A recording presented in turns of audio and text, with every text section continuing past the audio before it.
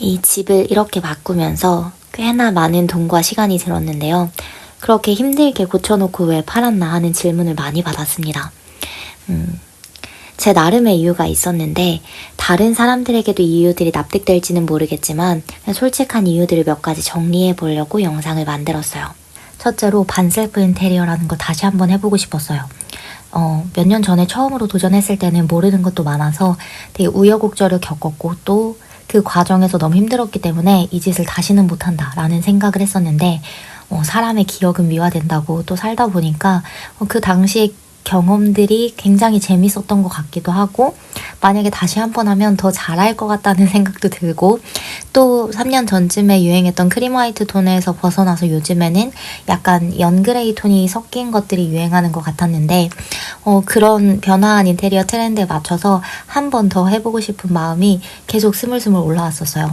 아파트를 매수했는데 그걸 좀 더 살기 좋게 고치기 위해서 인테리어를 한다라기보다 인테리어를 하는 과정 자체가 너무 재미있어서 아파트를 매수한다라는 게 뭔가 사건의 전후관계가 바뀐 것처럼 느껴질 수는 있는데 제 개인적인 생각으로는 인생에서 저한테 즐거움을 주는 일들이 그렇게 자주 일어나는 건 아니지만 제가 경험해본 결과 이 인테리어를 계획하고 실행하고 그 결과를 누리는 과정이 생각보다 저에게 엄청 큰 만족감을 줬기 때문에 다시 한번 나한테 그런 큰 만족감을 주는 일을 또 해보고 싶다라는 생각이 좀 크게 들었던 것 같습니다. 여기까지 설명하면 제 주변 지인들한테서 꼭 나오는 질문이 그러면 이렇게 해놓은 이 완성된 결과물인 집을 도로 남한테 파는 게 아깝지 않았냐라는 질문인데요. 네, 1도 아깝지 않았습니다. 그치만 이 집에서 뭔가 마음에 안 드는 부분이 있어서 파는 게 아쉽지 않았다라는 건 전혀 아니고요. 이 집에서 거주하는 동안도 실거주 만족도가 굉장히 크기는 했지만 그냥 제 성향상 인테리어 계획부터 실거주까지 느낀 총 즐거움의 크기를 100 정도라고 쳤을 때 인테리어를 계획하고 그 공사 결과물이 내 생각대로 구현이 됐는지를 확인하는 그 순간까지의 즐거움이 96 정도고 나머지 몇 년 동안 실거주하면서 그 내부에서 느끼는 즐거움은 4 정도여서 저한테 더 큰 비중의 즐거움을 줄 수 있는 일을 한 번 더 해보자 라는 결심을 하게 되었습니다. 심지어 이번에 매도를 하고 새로운 아파트를 매수하면서 인테리어 공사를 계획하는 과정에서 자재들을 구경하고 혼자 머릿속으로 계속 시뮬레이션을 돌려보는 그런 과정들이 너무 즐거워서 인생에서 이렇게 2, 3년마다 계속 새로운 집으로 이동하면서 인테리어를 새롭게 할 수 있다면 참 계속해서 즐거움을 느낄 수 있겠다라는 생각을 하게 될 정도였어요. 그러니까 몇 년 전에 인테리어를 시작할 때부터 이 몇천의 비용이 나중에 건져지지 못하는 감가상각 비용이 될 수도 있다는 각오도 하고 시작을 했었기 때문에 오히려 이번에 운 좋게 집을 팔 때 인테리어 비용과 플러스 알파의 차익을 건지게 되면서 어떻게 보면 내가 이렇게 큰 즐거움을 느끼는 과정들을 내 돈 들이지 않고 무료로 산 셈이라고도 볼 수 있기 때문에 이 노력의 결과물인 이 집을 파는 게 그렇게 아깝지 않았습니다. 물론 아파트를 투자 가치로만 본다면 저처럼 생각하는 걸 좀 나이브하다고 생각하시는 분들도 있을 수는 있겠지만 저는 만약에 아파트 시세가 1억이 올랐다고 쳤을 때 인테리어를 안 한 상태로 그 1억을 그대로 내 손에 건지는 것보다 3, 4천 들여서 인테리어를 하고 나머지 6, 7천의 차익을 건지는 게 더 종합적인 저의 만족도를 고려했을 때 낫다고 생각하는 편이라 후자를 택했던 것 같습니다. 게다가 방금의 계산은 인테리어를 한 경우와 안 한 경우가 똑같은 가격에 팔린다고 생각했을 때의 계산이기 때문에 사실상 매수자들이 구축을 구매하는 경우에는 인테리어 한 집을 몇천 더 주고라도 구입하려는 경향도 나타나기 때문에 사실상 손에 얻는 투자 측면에서의 차익도 그렇게 떨어지지 않는다라고 느꼈습니다. 사실 이건 간단히만 얘기한 거고 실제로 매물을 올리고 집을 보여주다 보면 정말 이제 집을 사고 판다는 게 구할은 운이다 라는 걸 많이 체감하게 되는 것 같습니다. 정리하면 이렇게 고생해서 인테리어 해놓고 판 이유는 그 과정이 저한테는 고생이 아니었고 또 한 번 더 해보고 싶었던 경험이기 때문이다라고 정리할 수 있을 것 같습니다.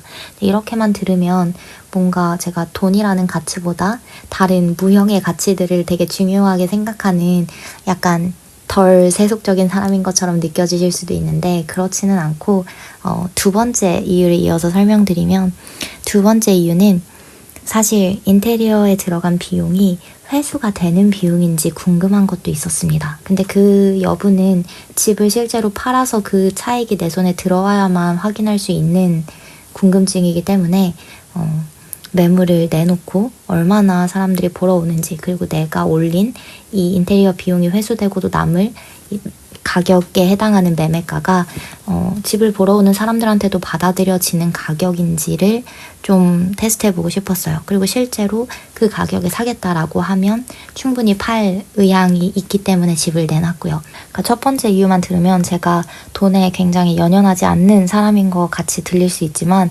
사실 저는 굉장히 연연하는 편이고, 첫 번째 이유에서 들었던 것처럼 인테리어를 또 하고 싶어서 미련 없이 집을 팔았다라는 것도 굉장히 결과론적인 얘기인 게, 이미 원하는 가격에 잘 팔린 상황이라 이런 얘기를 할 수 있는 측면도 있는 것 같습니다. 사실 이 집에 거주하는 몇 년 동안 정말 많이 했던 생각 중에 하나가 내가 초기에 계획했던 것보다 인테리어 비용을 굉장히 내가 많이 썼구나 라는 거 하나와 내가 그래서 되게 많은 비용을 이 실거주하는 집에 깔고 앉아 있구나 라는 생각이 또 하나였어요. 그래서 계속 다른 집의 인테리어 사진들이나 오늘의 집에 소개된 어떤 집들이 글들을 볼 때마다 차라리 이렇게 인테리어 비용을 많이 들여서 다 뜯어 고쳐야 되는 구축을 살 게 아니라 돈을 좀 더 들여서 신축을 사서 최소한만 인테리어를 하고 가구들로 더 느낌을 냈다면 좀 비용을 덜 들일 수도 있지 않았을까라는 생각도 많이 했던 것 같아요. 그래서 이 집을 팔고 이동할 새로운 곳을 알아볼 때도 물론 입지나 가격적인 측면이 우선이었지만 부수적으로 이 내부 구조가 인테리어를 했을 때 최소 비용으로 최대 효과를 뽑아낼 만한 구조인가도 같이 많이 고려를 했던 것 같습니다. 그리고 이전 집을 사고 팔면서 느낀 경험을 바탕으로 새로운 집에서도 역시 내가 들이는 인테리어 비용이 회수될 것인가에 대한 생각을 엄청나게 많이 하고 새로운 집을 매수를 했던 것 같아요. 물론 그렇게 고민을 한다고 해서 미래에 내가 또 그 집을 파는 시점이 됐을 때 내가 들인 인테리어 비용이며 기타 비용들이 회수가 될 것인가 하는 부분은 뭐 부동산 시장이나 기타 정책의 영향에 의해서도 되게 많이 영향을 받는 거라, 아까도 말했듯이 거의 9할은 운이기 때문에 운빨이 좋아야 또 잘 파는 거긴 하지만, 그래도 조금이라도 그럴 확률을 높이기 위해서 이것저것 혼자 고민을 해보는 과정 또한 굉장히 저한테는 고통스러우면서도 즐거운 경험이었던 것 같습니다. 이 두 가지 이유 외에도 다른 많은 이유들이 복합적으로 집을 파는데 영향을 주긴 했는데, 그 중에 하나로는 제가 3년 전에 했던 인테리어 요소들이 촌스러운 것이 되기 전에 팔자 하는 생각도 있었습니다. 그래야 가격을 높게 쳐서 받을 수 있을 거라는 생각도 있었고, 또 3년 전에 제가 한 3인치 매입 등이나 최소 개수의 매입 등으로 조명을 꾸미는 거, 혹은 실링팬, 그리고 사하라 라이트 마루나 그레이톤의 600각 욕실 타일 같은 것들이 여전히 지금도 많이 하는 스타일이기는 한데, 몇 년이 또 지나면 그것들이 언젠가는 또 사람들 눈에 너무 익숙해지거나 또 혹은 촌스러워지거나 하는 시점이 올 수도 있다고 생각을 해서, 그 전에 이 스타일이 되게 예쁘다라고 눈에 인식되는 그 시점에 팔자라는 생각도 조금은 있었어요. 그런데 물론 이런 요소들이 크게 호불호를 안 타는 요소일 수도 있고, 또 클래식은 영원하다라는 말처럼 어떤 요소들은 시간이 지나더라도 여전히 세련되게 느껴질 수 있는 부분들도 있겠지만, 제가 이 아파트를 팔기로 결심한 순간에는 부수적으로는 이런 생각들도 조금은 같이 껴있었던 것 같습니다.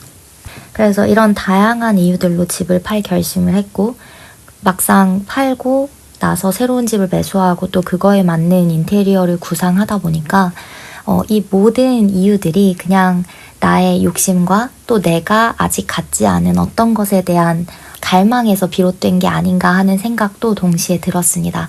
이게 무슨 말이냐면 이전에 이 집에 인테리어 비용을 들여서 이런 결과물을 냈으면 그냥 만족하고 살면 되는데 거주하는 동안에도 저는 남들이 올린 어떤 온라인 집들이 글들을 보면서 다른 사람들은 나보다 더 적은 비용을 들여서 비슷한 결과물을 낸 것 같은데 나는 그럼 쓸데없이 많은 비용을 들인 건가?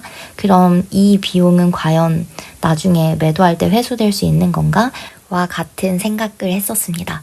그런데 그런 생각들은 새로운 집의 인테리어 비용을 알아보면서 바로 사라지게 됐죠.